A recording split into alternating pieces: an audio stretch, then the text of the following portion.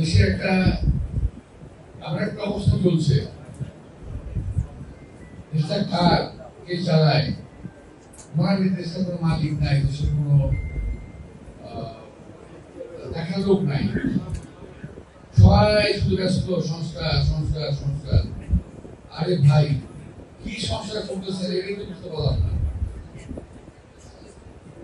আজকে দেশে বেকারের সংখ্যা বেড়ে গেছে, রাস্তায় নামলে হাঁটা যায় না, ফুটপাথ গুলো ভরে গেছে, রাস্তা দখল হচ্ছে। এই লোকগুলো কোথেকে আসবে? কারণ কোনো কিছু করার নেই শহরে, এটা এখন দোকানপাট বসিয়ে চলছে এবং জনগণের একটা অসুবিধা। এই যে অবস্থা হয়েছে কেন আপনি খেয়াল করে দেখবেন, যদি গাড়িতে চলেন বাসে চলেন তাও পায় নাই, কিছু অতিরিক্ত ব্যাটারি চালিত গাড়ি উঠে গেছে, উপায় নাই, এরা সমস্ত বেকার অবস্থায় আছে, কি করবে?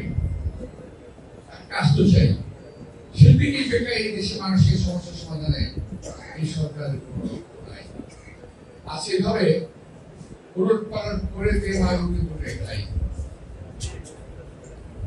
এটা তোমরা পড়ছো কিনা আমি জানি না, আমরা পড়েছি কবির একটা ভাষ্য, উলট পালট করে দিয়ে মাগুরি